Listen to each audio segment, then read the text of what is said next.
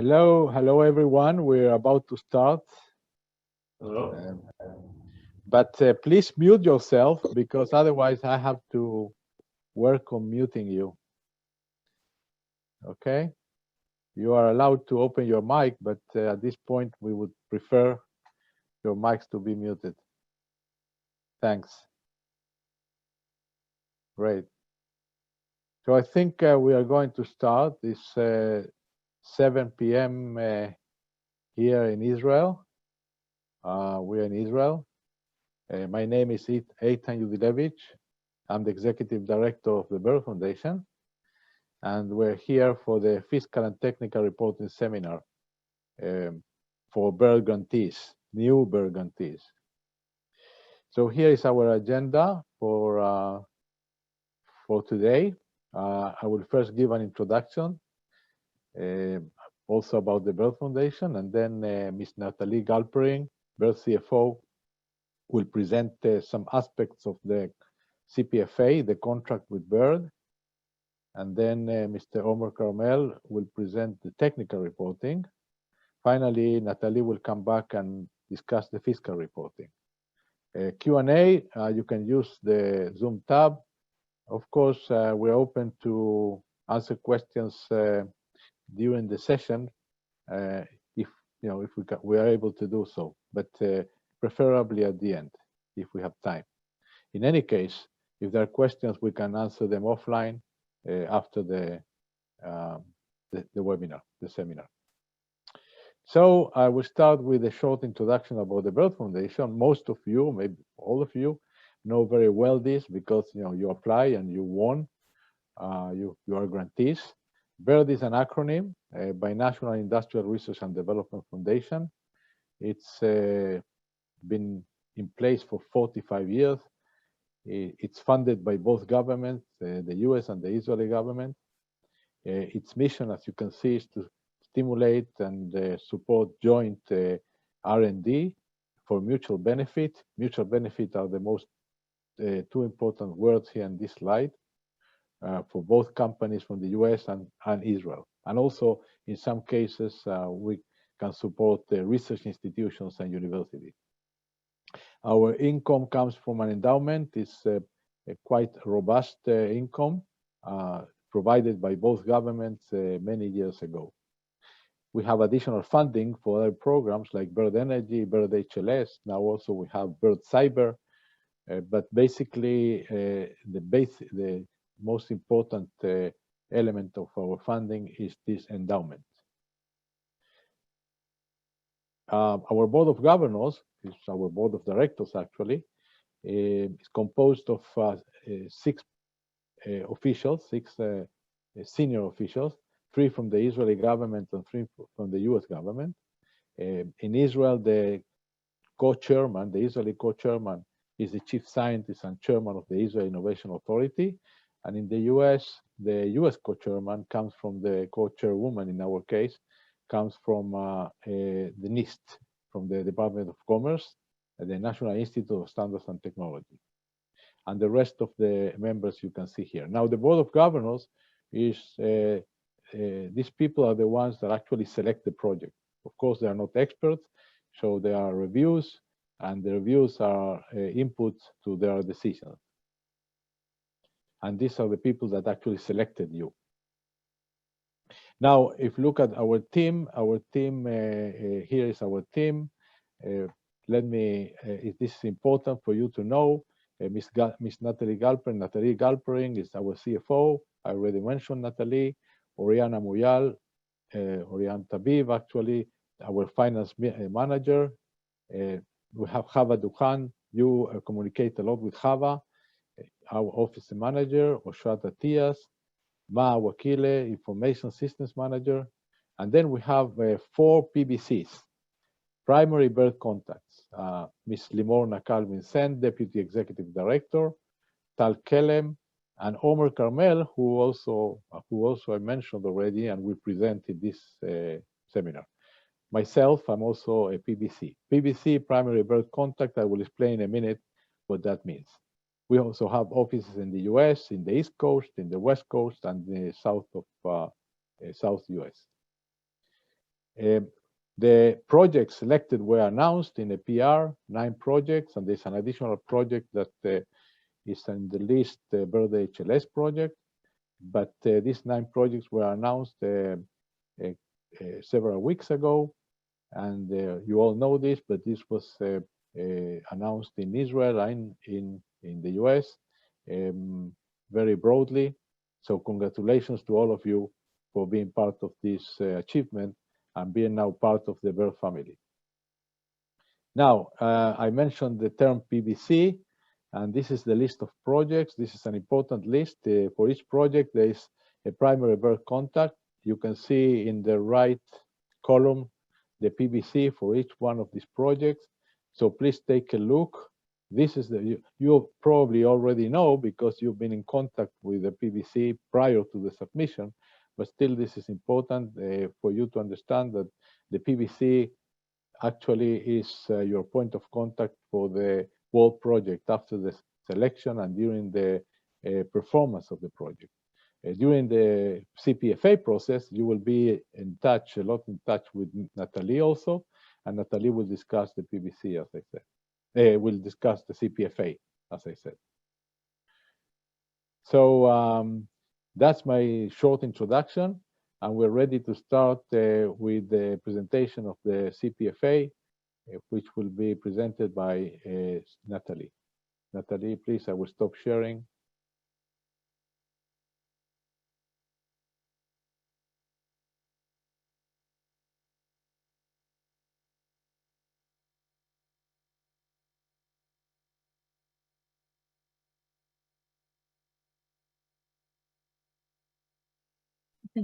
Hi, and good day, everyone. I'll start with presenting the CPFA topics. The CPFA.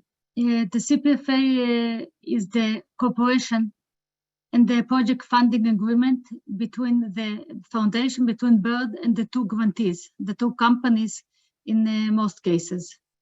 The CPFA is a standard agreement. You can find it in our website. By now, you probably received the template, which is downloaded from the website with the specific details of the companies and other details that are already filled into the template. The CPFA contains several sections. Generally speaking, you'll find the section about the conditional grant, more the financial terms. You'll find Annex B detailing the payment milestones and the structure. There's a section discussing the repayment terms. Another section discussing the reporting commitments. There's also the budget of each participant and the milestone annex, which describes the tasks and the deliverables. So what are the steps that are needed now towards signing the CPFA? The first thing is the company-to-company agreement. This agreement is in addition to the CPFA. It is an agreement between the 2 participants. The agreement can discuss many topics which are out of the scope of the BIRD grant. It can discuss commercial term, it can discuss IP terms, maybe it has some transfer prices or other things about cooperation. What we're looking for is to see that you have such agreement in place to make sure that you are already negotiating and discussing the specifics of the framework towards conducting the project. We'll be reviewing this agreement just to make sure that it is comprehensive enough, and that also that it is mentioning and addressing the BIRD grant as well. Mostly the liabilities and commitments that are in the CPFA, just to make sure that both companies are aware of those commitments. The next thing are also the financial status analysis. It is applicable to private companies. It is more of a cash flow analysis, very basic cash flow analysis to see that you are able to present resources for the matching funds.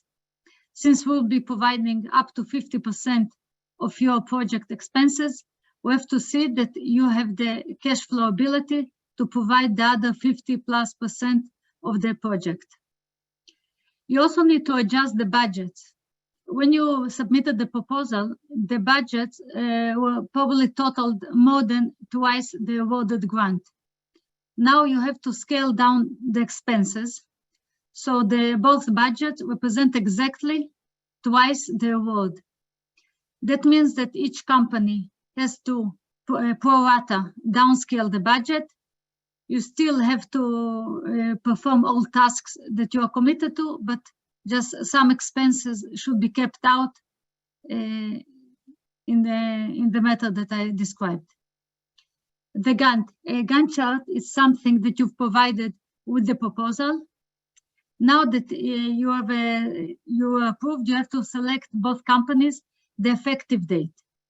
Effective date is the term that we use for the start of the project. The effective date can date back even before today's discussion, but it has to be near about 3 months, no later than 3 months before actually signing the agreement. So if you are quick in signing the agreement, you can start the effective date quite soon. If it takes a while to sign the agreement, you will in the process adjust the effective date. All tasks in the Gantt chart and the deliverable should be derived from that effective date. Effective date is also meaningful in the sense of reporting expenses.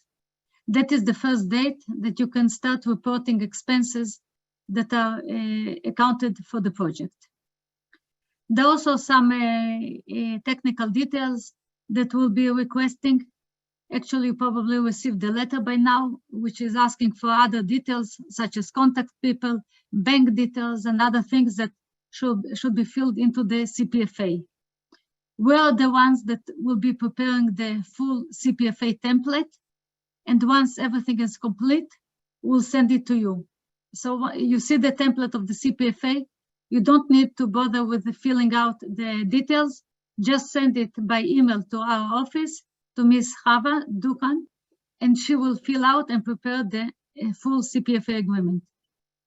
Once all those items above are completed, we'll let you know and send out the CPFA.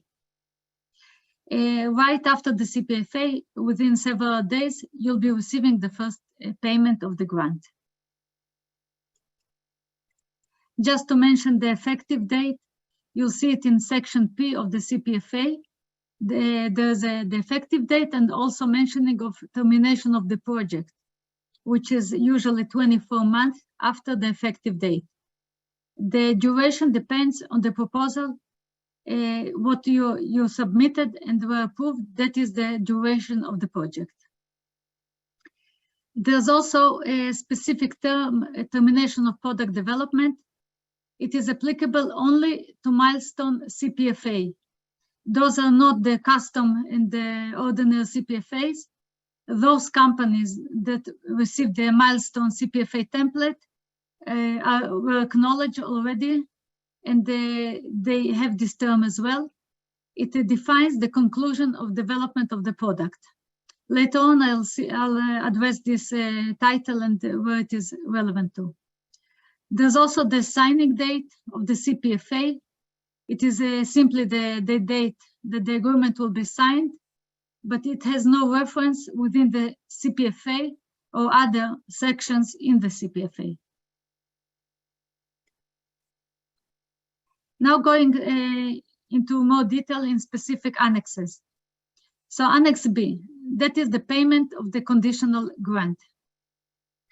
The general structure of the payments is based on submitting reports on a cumulative basis. After each segment, you will submit a report that will present the expenses for the ongoing segment and the cumulative column together with past segments. The payments are always towards the are always a down payment towards the next segment. Some payments may be postponed if there are not enough expenses accrued during the segment. The first payment will be paid just right after signing the CPFA. And I'll also mention the term which you call accepted expenses, which refers to the actual expenses that are recognized according to our procedures. Here you can see a specific example of Annex B. So for example, we have two companies here, a project for 12 months. And you can see here 3 payments. The first payment will be right after signing the CPFA. Usually it is between around 15% of the grant. It will vary according to project duration and the structure of your expenses. So for example, here you'll see that the Israeli company will receive a down payment towards the first segment of 100,000. US company will be receiving 120,000. It will be a down payment as well. After the first 6 months, we are approaching the second payment. The companies will submit the first report for the first segment. And here you'll see there's a column which says required expenditure. So for example, if the Israeli company expensed 300,000, we can see that it is above the 260,000. So the Israeli company will receive 250,000. So in this example, if the company expensed 300,000 in the report, that means that our share is 150,000. So you can see that a down payment of 100,000 was already paid at the beginning, and then we're paying another 250, which is together 350,000 payment for a company which expensed in our terms only 150. So there are another 100,000 which are a down payment towards the second segment. And that's how the down payments are accounted for.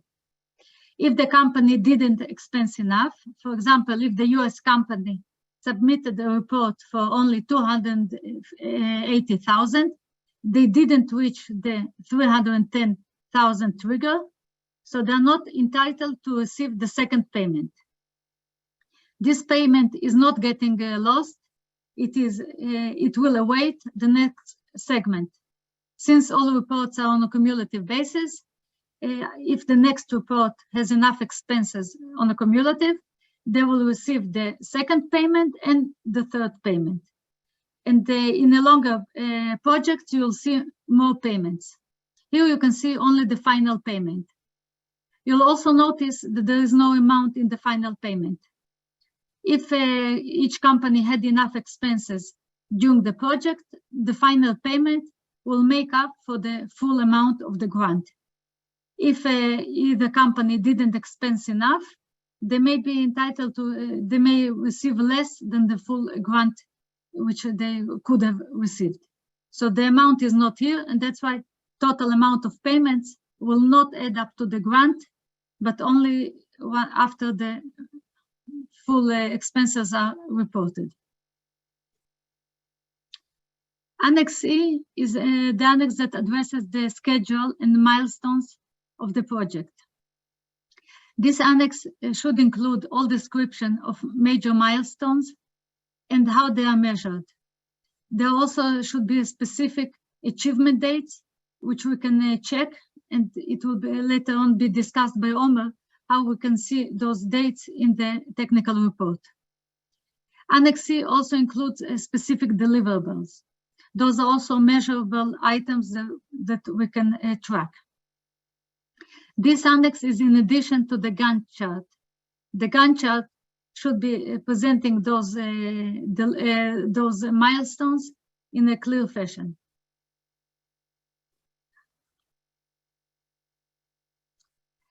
In the CPFA, you'll see in section D a description of the reports that should be submitted.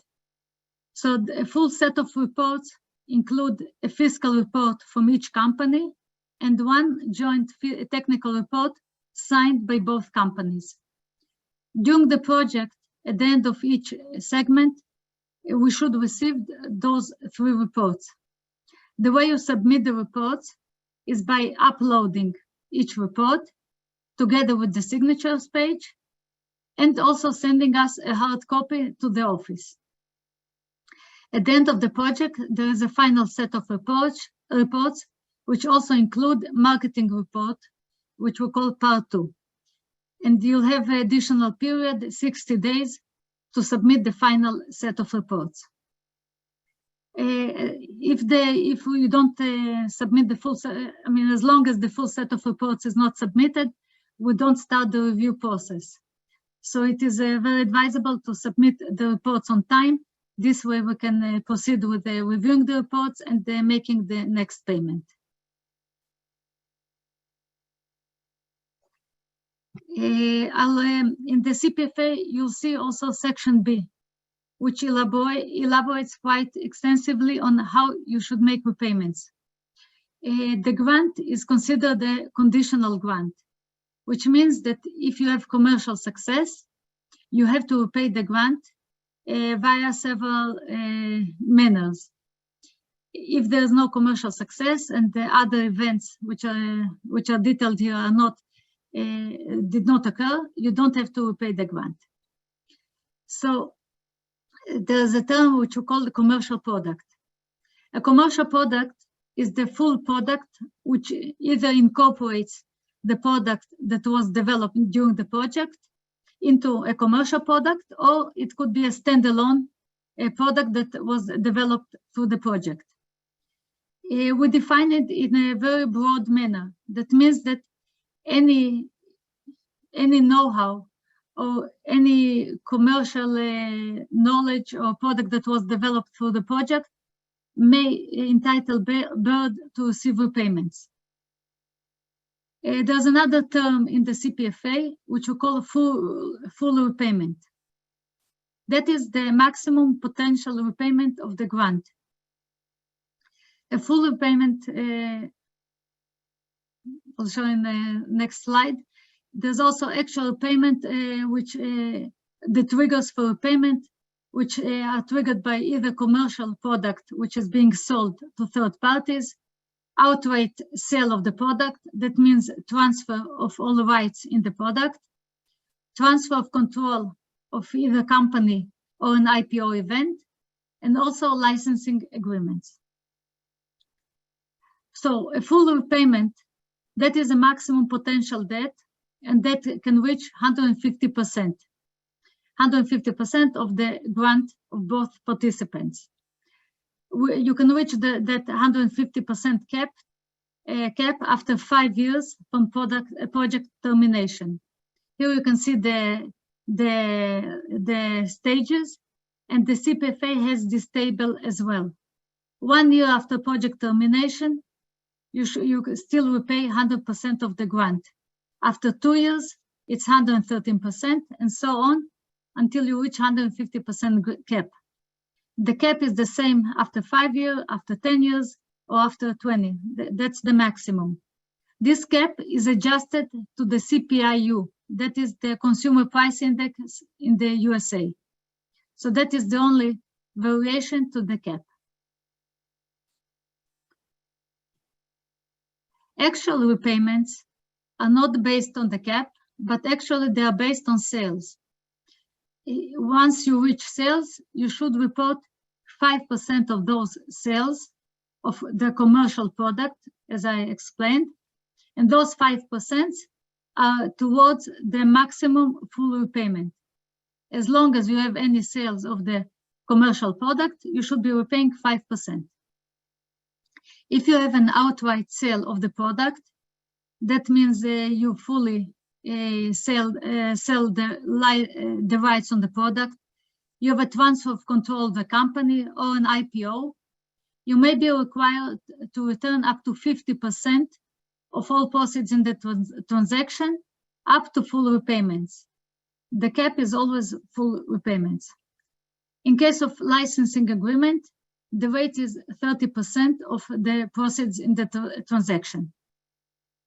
In milestone projects, there's an event which we call conclusion of product development.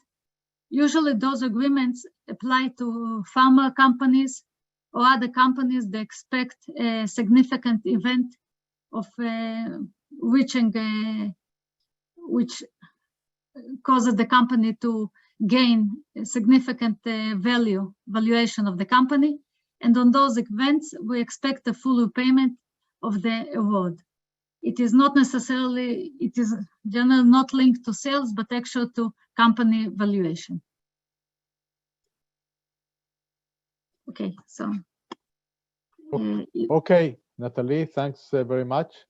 Again, if you have any questions, please use the chat, or maybe at the end we'll have time for oral questions also.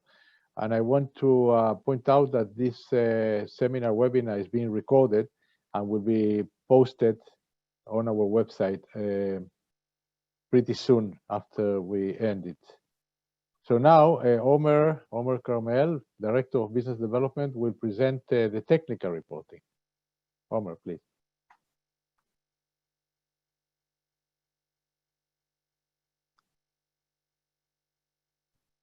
Okay. Hi, everybody. So let's review quickly the technical report. Just a second. Oh, okay. So obviously the objective of the report is to monitor the project progress. And this is an opportunity for you and also for us to reflect on the achievements and the work that you've been doing for the last 6 months of the segment. And for us, it's important because, you know, we are handling more than one project, and at least once every 6 months, this is the opportunity to put us all on the same page, full transparency, and understand what have been achieved and how this is compared to the original project plan. And this is important because this could assist us, advise you, maybe make some changes or modification to your project plan in order to optimize and achieve the full results which you actually planned for. Just for as an example, the most common one is, and it happens a lot, is to identify whether you need some additional time in order to complete all your tasks. And it's important to identify it early down the road and not wait, you know, to the final month of the project. You need at least 3 months before the project conclusion to ask for a project extension. Another example is identify whether you are actually utilize your funding in an optimal manner, and if not, we can advise you to make some modification to the tasks and maybe add some additional tasks in order to utilize it in a full manner, or at least close to it. So to conclude, remember that we want you to succeed, and we'll be able to assist you the most if you keep us updated with the with what's going on in your project. So, as Natalie already mentioned, each project is divided into segments. Usually these are 6 months, and they are defined in the CPFA, in the contract. We ask for, by the end of each segment, to send us the technical and the fiscal report. The technical is submitted jointly and co-signed by the partners, and the fiscal report is submitted separately but by each company.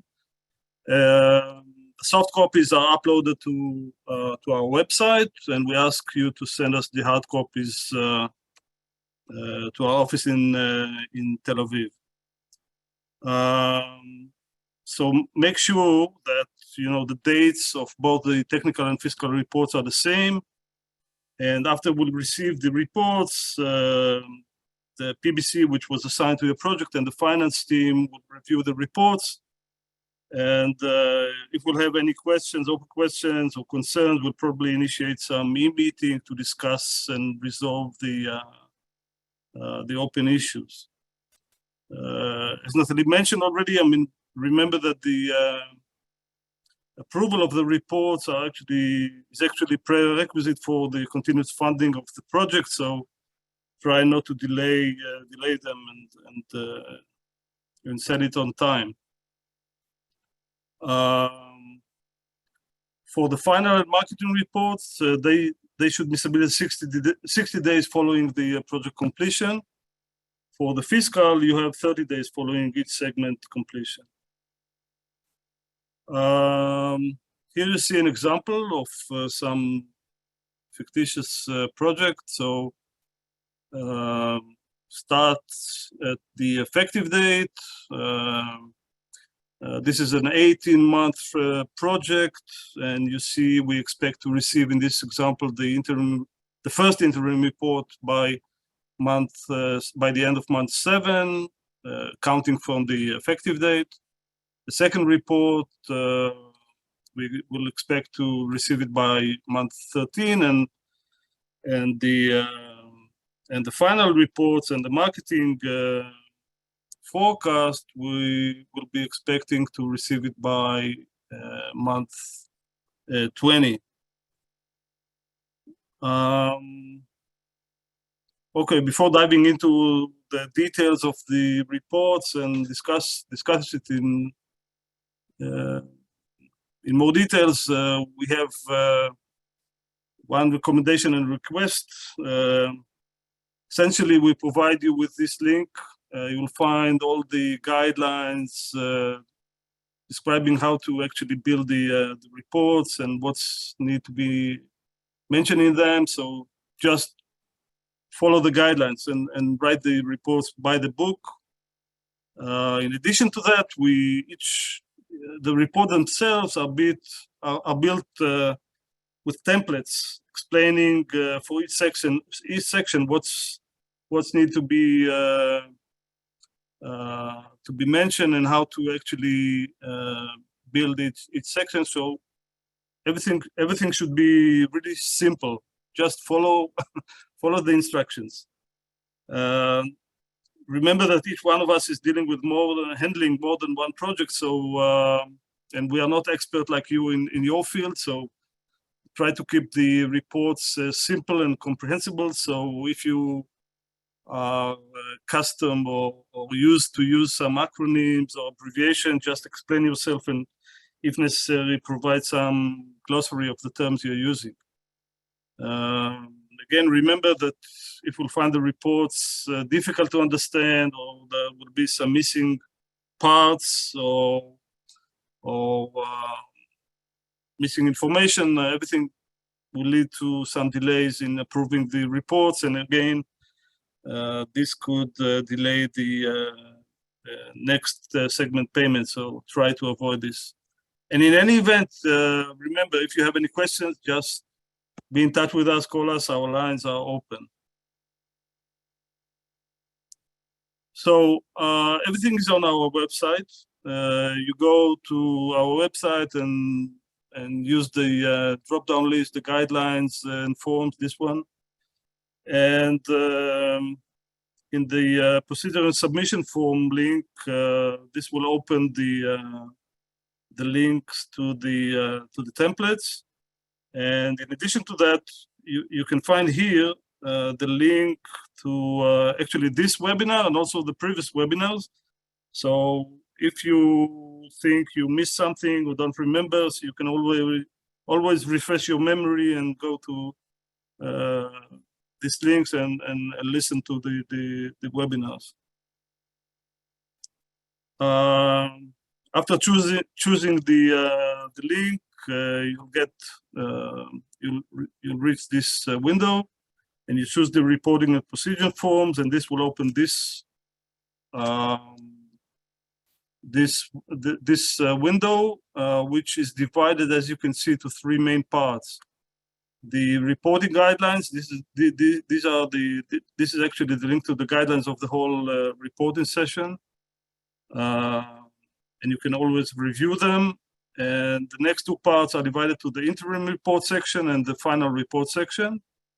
For the interim, this is the link to the technical report. It's a Word document, and this is the link to the fiscal report, which is an Excel file.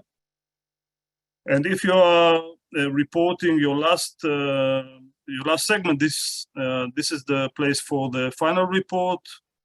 Here, the technical report is divided into actually two parts. The first part is a Word document, and the second part is an Excel file, which will help you actually build section 12 of the technical report. I'll mention it later on. And again, the fiscal report. Okay, so I'll review briefly the technical report, and we'll discuss the different sections of it. So the first page is actually the cover page, and as a matter of fact, this is the last page you'll deal with before sending us the reports. Make sure before sending us the report that the report is signed by both partners. Make sure to put here the number of your project, the bird reference number, the segment number, the dates that this segment report covers, and the signature and the date of the submission date of the report.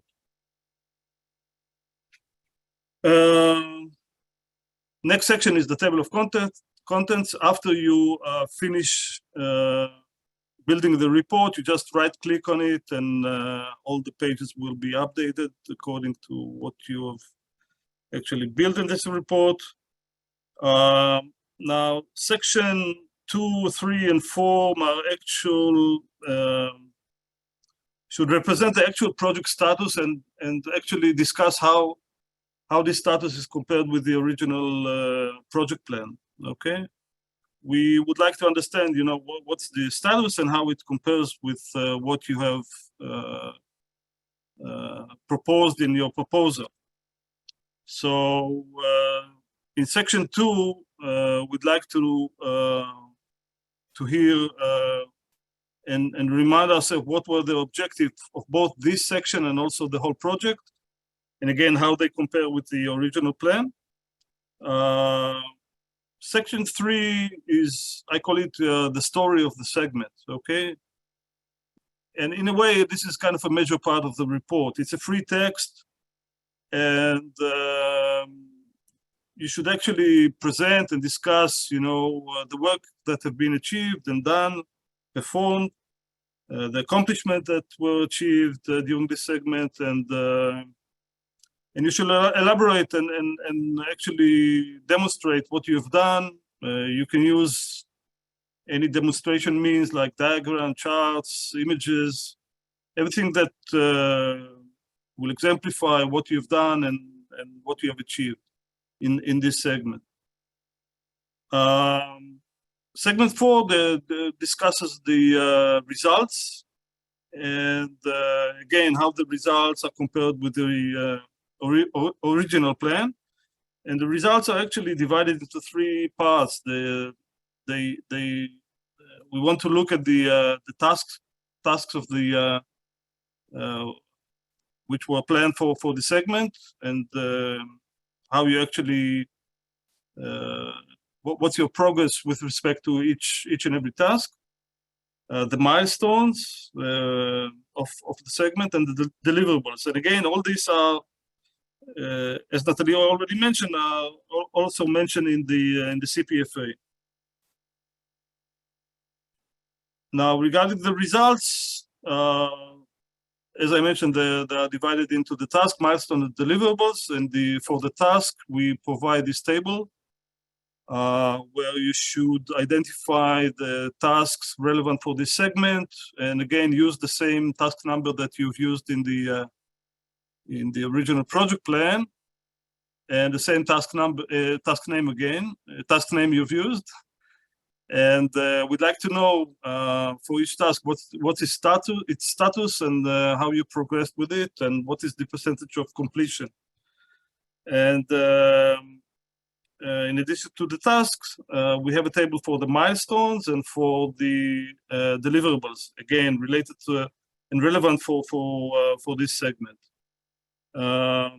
If there are some milestones or deliverables which were not achieved, or there are any delays in them, so we provide this part where you could explain which tasks were they, and the reason for the delay, if there is any delay.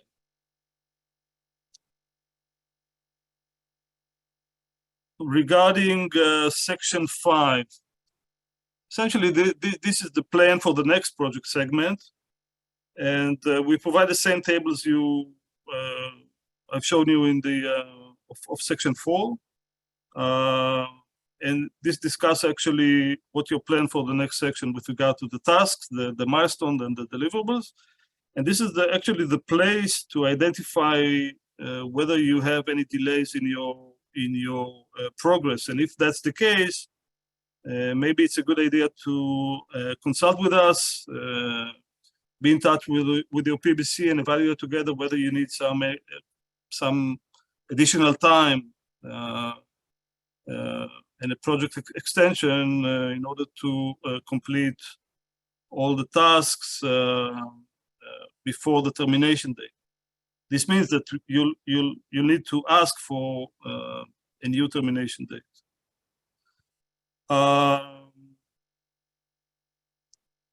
So section 6, this is a kind of a summary of all the previous sections, and we use the Gantt chart to reflect all the progress of the last segment and how this actually is reflected on the Gantt chart.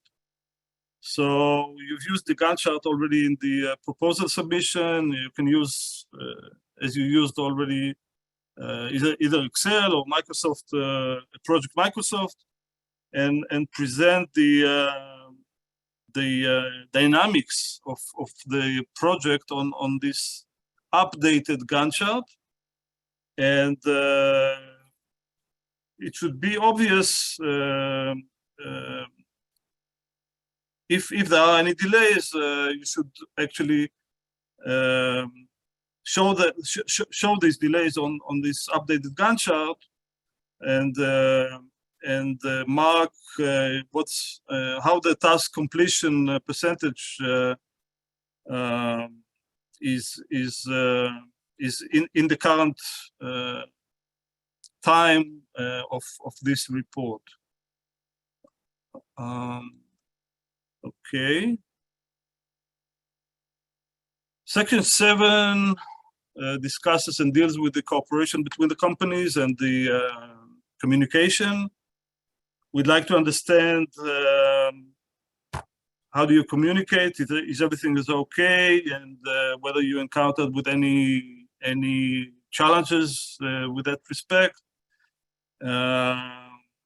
We highlight this subject because, based on our experience, we found that this is very important actually, and one of the key ingredients for a successful collaboration and in a BERT project is successful cooperation and communication between the partners. So we do recommend you to build with your partner some solid mechanism that will ensure good and continuous level of communication between you and your partner.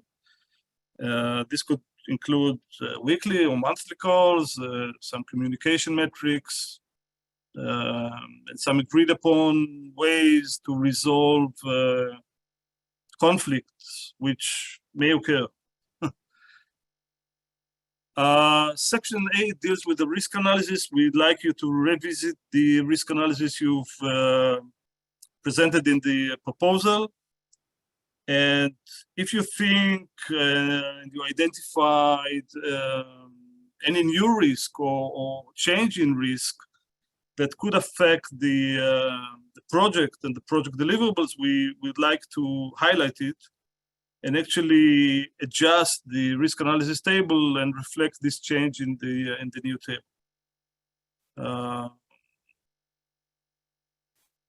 Okay. Section 9 deals with the market and your commercialization plan. And in a way, it also relates to the risk analysis, specifically if there were any changes in the market condition.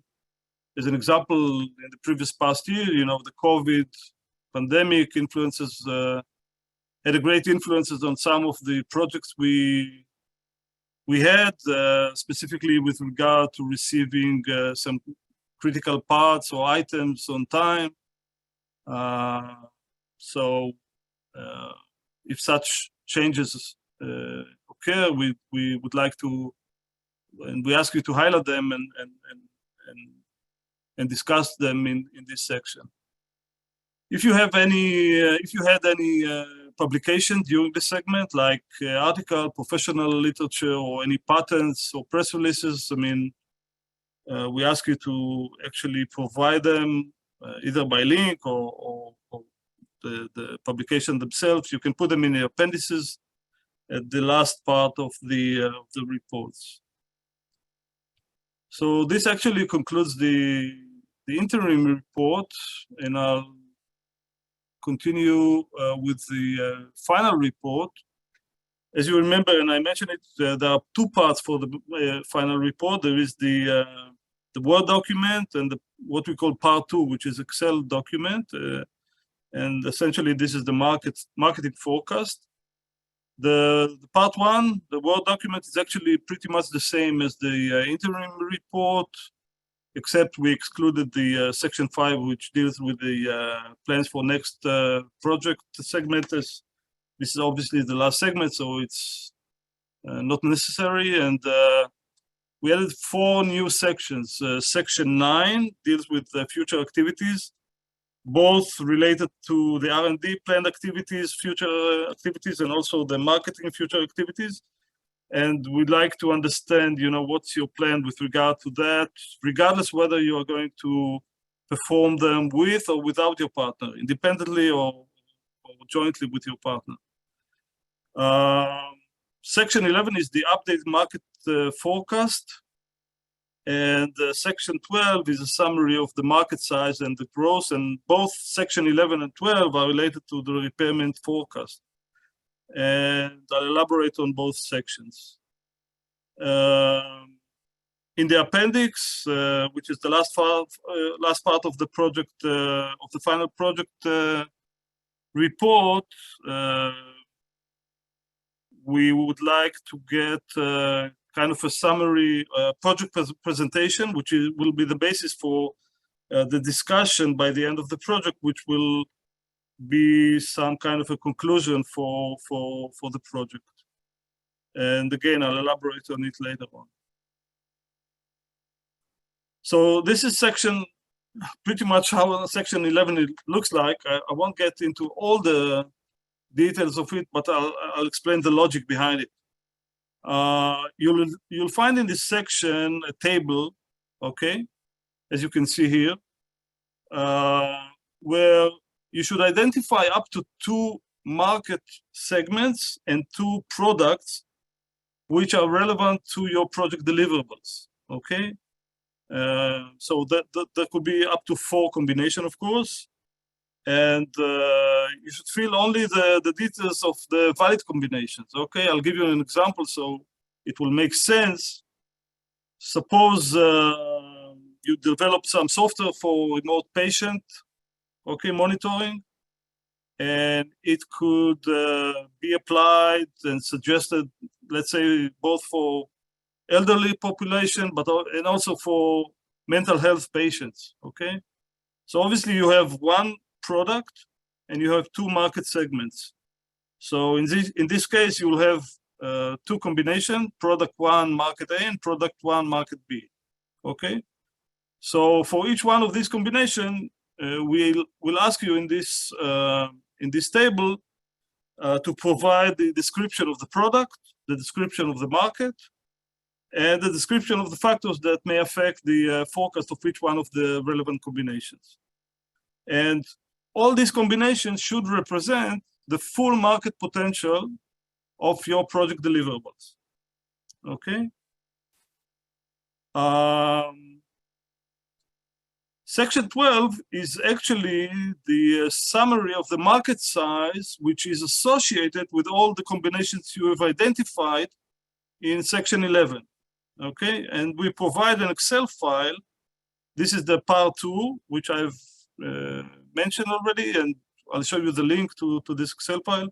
Just follow the instructions which are provided in this Excel file, and you'll have 4 different worksheets for each one of the 4 possible combinations, and you are expected to fill in the numbers for the market forecast, which will give you and calculate the expected sales of each one of these combinations. So I just remind you, I mean, this is the place where you'll find the part 2, the Excel file to fill in the section 12. This is the link. I've shown it previously, but I just remind you now. So as I mentioned, for the conclusion, we ask you to actually prepare a presentation for reviewing the whole project after completing it, and it will be discussed with your PBC and with your with the finance team. And this presentation will include the project overview, accomplishments and objectives, the project task and schedule, milestone and deliverables, results and future planned activity, the collaboration between the partners, and how you intend to commercialize the project, and obviously the sale forecast, which is based on the Excel file I just mentioned. So in order to send all this report, you go to our website, reporting and upload system, you click on this link, and this will open the window where you should enter your username, password. You are familiar with that. Choose your project and upload the fiscal of the US company, the fiscal of the Israeli company, and the technical report. Unfortunately, we still use hard copies, so please send them to our Tel Aviv office in Tel Aviv. And I'll just briefly review some frequently asked questions. So if the progress of the report, of the project is slower than the program plan, we expect you to submit both reports as scheduled. Yes. If the actual spending is less than the forecast, again, you submit it as planned. If the actual spending is greater, you see some anomaly because of some specific activity, we suggest you to consult with your PBC and the finance team if that's the case. I emphasize, do not send us only one report. I mean, we won't read it before we have both the technical and fiscal reports reach our offices. If the project scope changes, for sure, I mean, you should consult with your PBC. I mean, we'll guide you through the whole process, how to, if that's needed, I mean, how to make this modification. Again, this is also relevant for if you need some more time and you actually ask for extension of your project. If you completed your project ahead of schedule, just send the reports, and that's it. Thank you, Omer. Thank you very much. Can you unshare? Yeah, just a second. So So before Natalie continues to the fiscal reporting, I want to point out that this is a lot of information, and I'm sure that you cannot remember everything. However, everything, as I said, will be recorded, is recorded, and is very well explained in the procedures. And maybe the best advice we have for you is follow the instructions, follow the templates.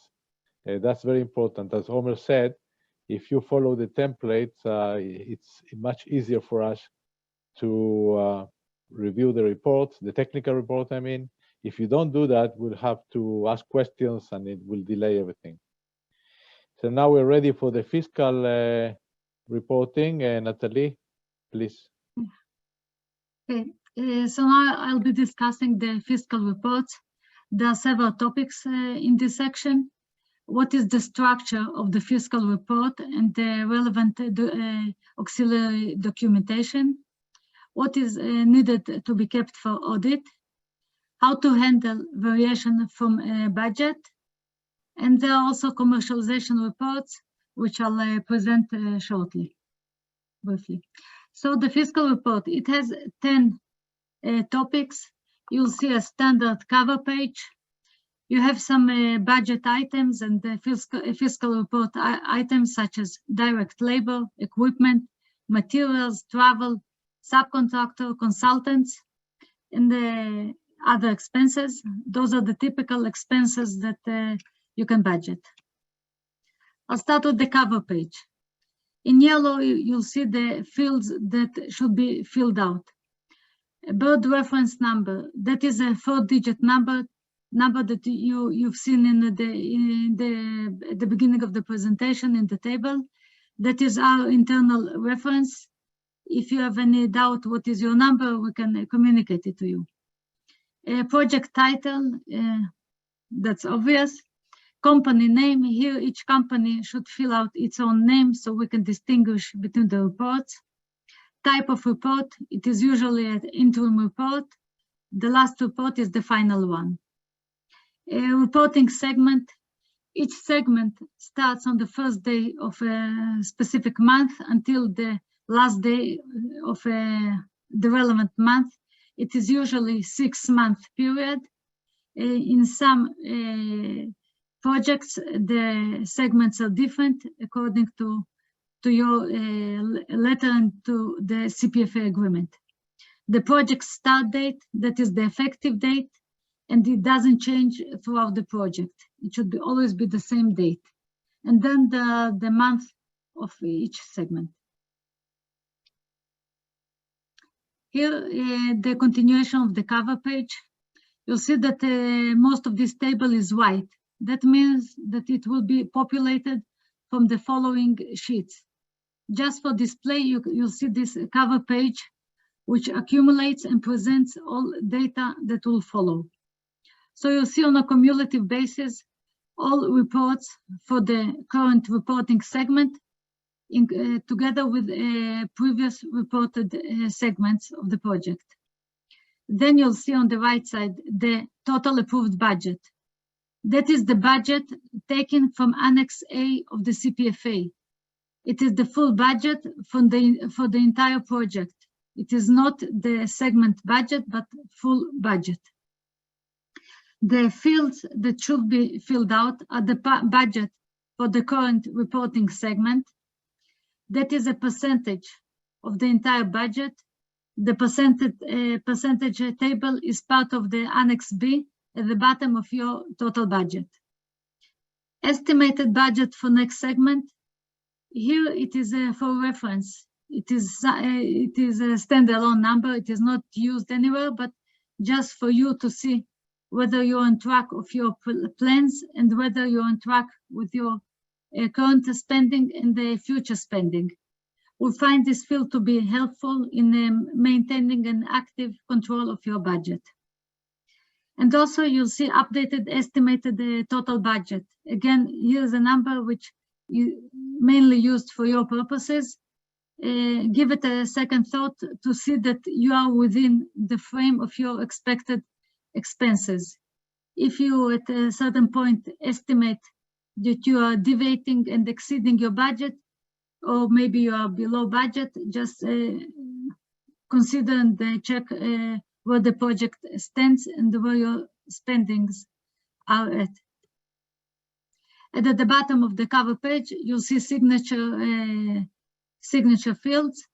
Here you have company project manager, an accounting official, and another authorized person to sign the reports. We don't specify who exactly should be, who should be the signees of this report. It is different between small companies, large companies, the level of personnel who is signing the reports. So diving into the report itself. A project number, you can either use a reference number or your internal number in your accounting system. You should be reporting here all employees that have done any work on the project, whether in this segment or in previous segments. You should specify the name of the employee and the profession on the project. This way we can relate some employees. It should correlate to the budget that appears in Annex B, in Annex A. We should be able to identify the same professions. People may change, but as long as we identify the profession, we can see that the budget matches and you have budget for that person. Number of months on the project.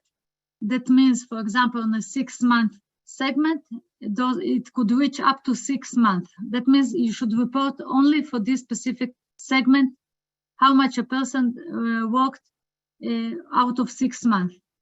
The partiality, the percentage on project, that is the average out of those 6 months. For example, an employee who worked 4 months on the segment, and in each month he worked 25%, you should fill out 4 and 25%. The percentage is the average for this reporting period, not for the entire segment. Gross salary, that is a field. In this field, you should report the salary for this, in this example, for 4 months, 25%. So you come up with the figure of the salary of the employee for the entire reporting period. That is 4 months multiplied by 25%, and you should fill out this multiplied number. There's no formula in this cell, so don't expect to have the computation performed in this Excel sheet. It is a good practice to have an auxiliary sheet with your formulas and just type in the end calculation. Same goes for social benefits. You should calculate the social benefits for the applicable period and applicable percentage on project. Those 2 columns add up together to total charge to project. Then next column, you should type in the ending balances from the previous report. For each employee, what was reported so far. And then on the next cumulative to date, it will add up those 2 columns to cumulative amount. Approved contact budget. This column should be filled out at the beginning in the first report that you submit for the first segment, and it doesn't change unless you have some budget variations. You should take it again from Annex A of the CPFA. On top of those expenses, we allow 25% overhead. The overhead is something that you don't need to justify or account for. This overhead item is a compensation for what we call overhead employees. For example, legal staff, financial staff, secretarial. Those employees should not be part of the budget, and they are not part of the report, of the segment report, but they are accounted for in a general manner of 25% overhead. Also, one of our guidelines are the salary caps. There's a maximum that can be accounted for an employee. In Israel, a full-time employee, which is employed 12 months on a project, can be reported up to 125,000 for this period, for a 1-year period. That is gross salary and social benefits. In the US, the cap is 175,000. So for employees that exceed the cap, you can report only up to the allowed cap. If you report more than that, we will still accept the report, but we have our background calculations, so we just make some deductions when we compute what we accept as allowed expenses for the project. So here you can just briefly see what we have just presented, what you should report in each Excel sheet, what employees are allowed and which staff is not allowed, and how to handle the computations.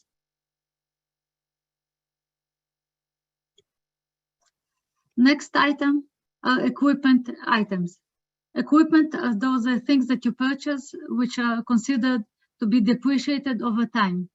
Equipment is more of an accounting term, and it is identified by items which are consumed or used over a long period of time, rather than over a year or short periods. The equipment is the only exception to the rule of expenses after effective date. We do allow pieces of equipment which were purchased before effective date of the project. You should report the date of purchase and the original purchase price. A percentage on project. So of course, equipment that was purchased before the effective date, it definitely can't be 100%, but it should be at most the relative period out of the economical life of the equipment. If you purchase the equipment right at the beginning of the project, it may reach 100%. That depends whether the equipment is used only for this project or whether you use it for other purposes as well. If it is used for various projects, you should apply here your judgment. What is the relevant percentage for this bird project? Now, number of months, again, it could be either the entire segment or less, according to what is relevant in your case. The rest of the sheet is the same practice. Total charge to project. Here it will be multiplied the price and the depreciation. The depreciation, the standard practice is a straight line over 3 years. For expensive and extraordinary pieces of equipment, you should use the depreciation practice that is used in your accounting records. Certain equipment may be depreciated over longer periods of time. So you should apply the practice of your organization. And then you have total previously reported, cumulative to date. It is the same as with labor and approved project budget. The practice for leased equipment. Here you should report the monthly lease cost, number of units, the same thing as a percentage on project, and number of months. I'm going over it a bit faster, since I think those are general practices that are used in accounting. It should be quite clear. You should, both for equipment and the following items that I'll present, keep documentation of purchase order, invoices, proof of payment, either checks, other bank transfers, anything that later on we will be able to see and review. We do audit all companies at the end of the project, and we will be asking on to see those invoices and proof of payments. You should also have some authorized persons sign the invoices, so we can see that it is actually relevant and refers to the project. All payments and the invoices should be identified and clearly documented for audit. Next item are travel expenses. We allow for travel expenses, both domestic and foreign. In this case, we even allow some foreign travel outside of Israel and US. I'm mentioning it because other expenses should be either in US or in Israel. The budget should be expensed in those two countries. The award is financed by both governments, and that's where we expect to spend the budget. Here you should specify the person who made the trip, the dates of travel, destination, or the purpose of the trip, and also what is charged to the project. If you have a trip that served several purposes, for example, a bird project and other purpose as well, you should refer here to the relevant number of days. For example, 2 days out of 10 days, which were applied to bird, that is the share that should be allocated to those expenses. And the other columns are the same practice, previously reported and cumulative basis. We're allowed to present air tickets, hotel costs, car rental, or other transportation costs, a daily allowance of meals, or present invoices for meals and communication expenses. Those are the general expenses that you have in your organization. We will be accepting them as well. We also have expendable materials. Here, those are perishable items, unlike the equipment. You should match the materials to the budget. If you had in your budget, for example, 5 line items of materials, here you should also have 5 line items. Later on, we'll have schedules. So each line item will have a schedule where you can detail everything on an invoice basis. Here you should count several items together, so they're all under specific line items. The rest are the same, total charge to project and previously reported. Subcontractors, the same practice, name of subcontractor, the service that was performed. Each subcontractor should also appear in the original budget. If you have new subcontractor or new service, that is definite variation from budget, and it will require requesting a budget revision. We also have consultants, which I didn't present here, but it is the same slide, the same table, just a consultant, which are usually a service provider that provide only on an hour, which report only hours and their service and cost of each hour worked. Subcontractors also deliver certain either goods or certain outputs, which are not just consulting. The documentation and the reporting is the same. You need to have a proof of payment, proof that it relates to the project, signed, everything should be signed by the manager, authorized manager, and keep everything for audit. The budget also contains other expenses. Under other expenses, you can present marketing expenses, such as exhibitions, regulatory activities, specific certification, field trials, patent registration, and everything that has to do with marketing activities. For patents, we have certain guidelines. First of all, we accept only registration costs. We don't allow legal counsels or other professionals that consult or prepare the patent file. We allow registration in up to 2 countries and up to 2 patents. The first patent in the first country could be reported up to $20,000, and the additional expense of the same patent in another region can reach $5,000. And the same applies to a second patent. In the first country, $20,000, and the additional $5,000 in a second country. Now I'm moving on to the schedules. Each budget item, each line item in the budget should be matched with the schedule. In the schedule, it is a more detailed description of the line item. So here, the schedule should be broken down to invoice level. Each supplier, each invoice should be detailed here.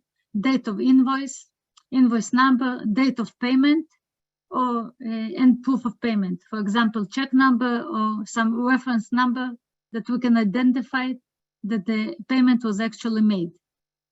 If you make payments after you submit the reports, you can skip the date of payment. We are aware that some payment terms may be more than 30 days, but in the next report, you should complete those missing items.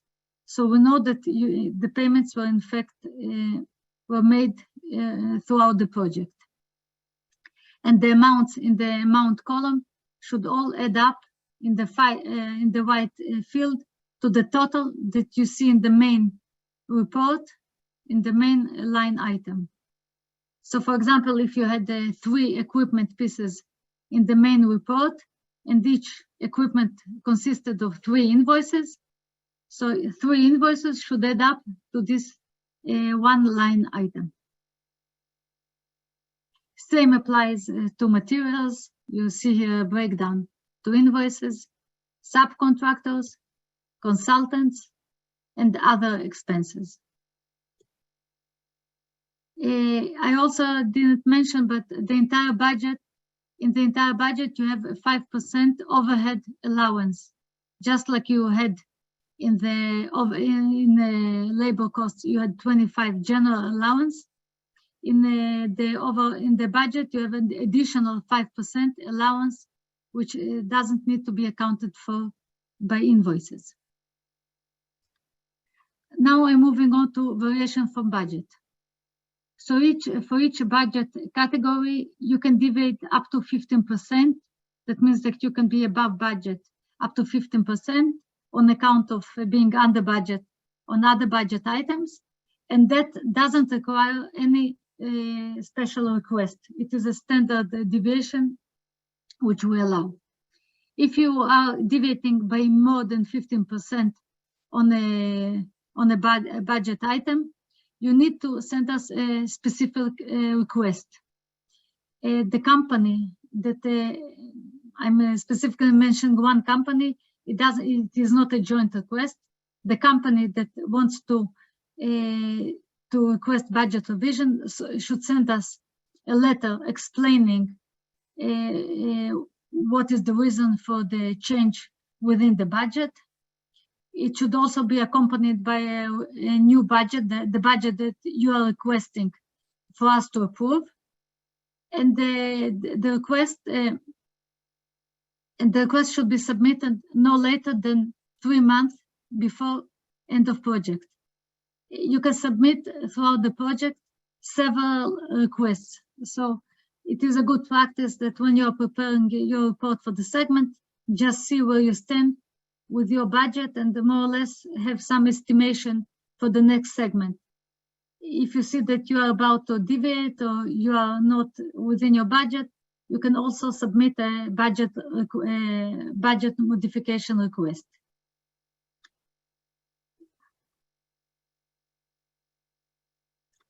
Here you can see an example of a company that didn't request a budget revision. As I said, if you request a budget revision, we check it and we send you an approval letter, or we don't allow it, but you will have some response from us. If you don't ask any revision, we'll just follow our guidelines.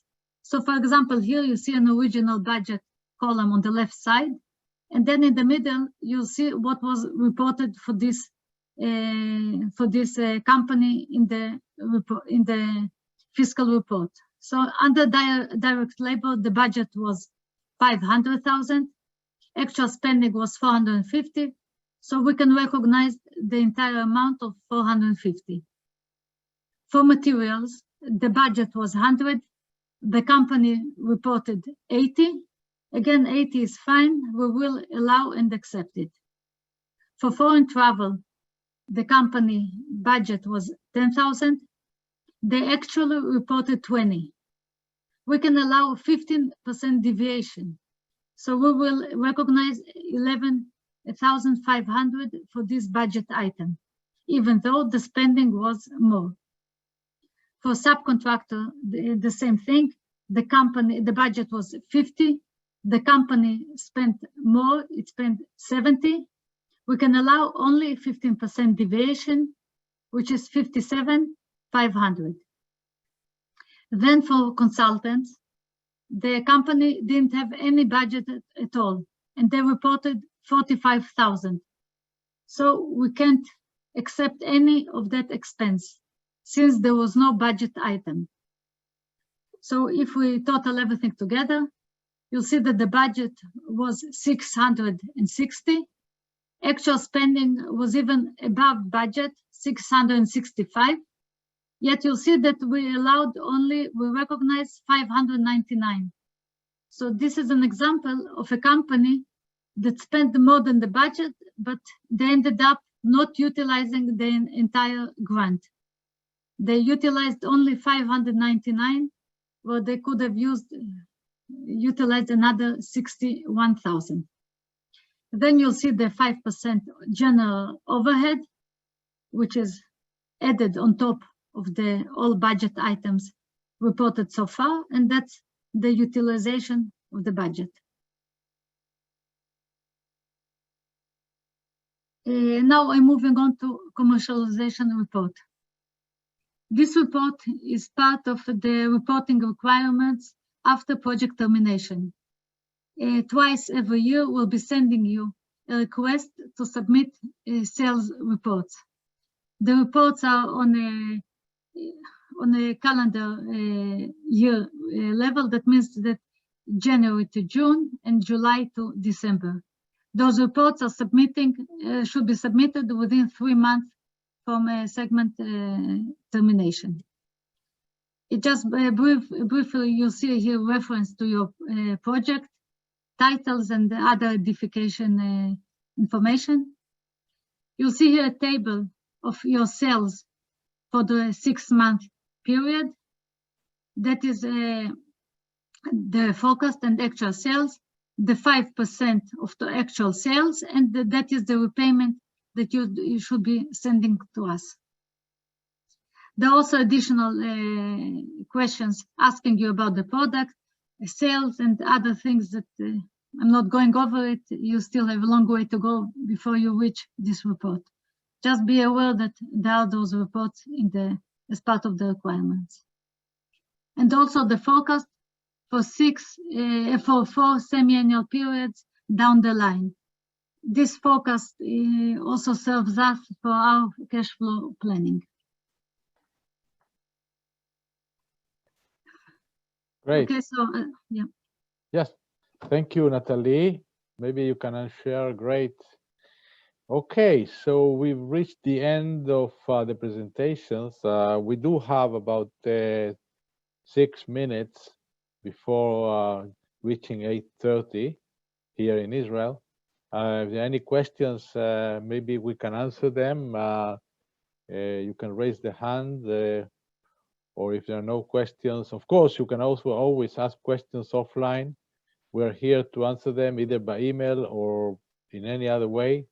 As I said, it's a lot of information, So you will be able to either watch again in the recording or interact with us.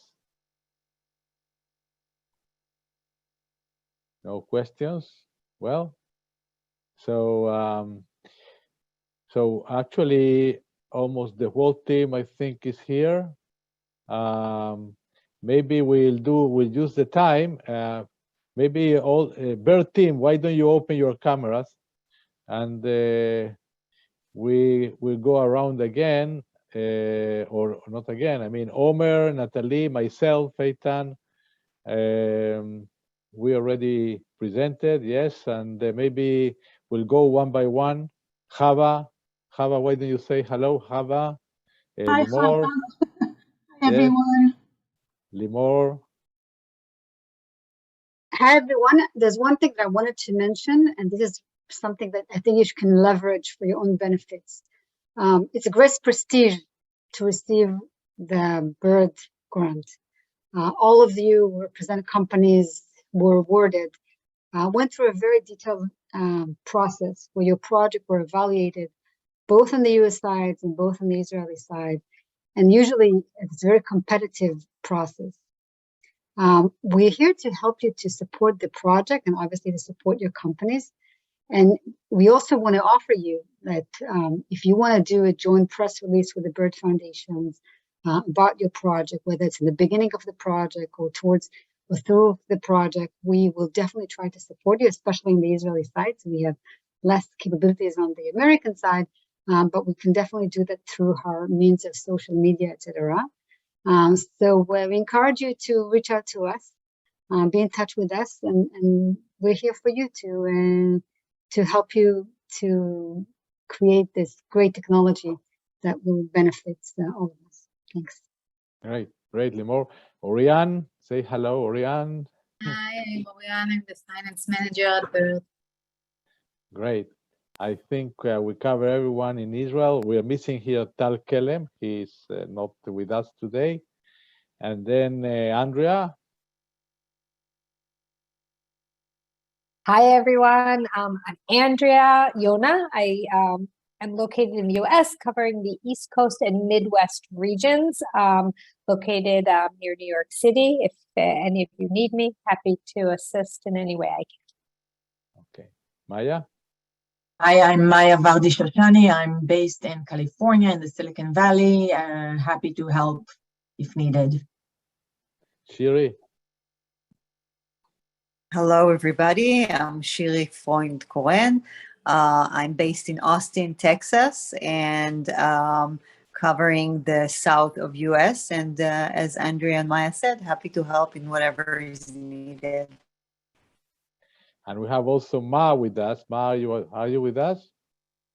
We don't see you, but me. Yes, I'm here behind the scene.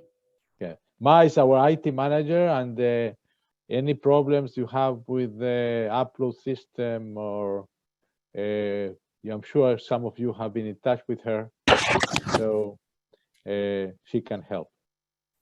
Okay, so thanks for joining us today. And I hope we, as said before, we wish you a great project, great cooperation, and we're here to help you. Let's see, I have something in the chat. One question, can we use a US bank account for the Israeli company for operations in the US? So can the grant funding be transferred to the US bank account?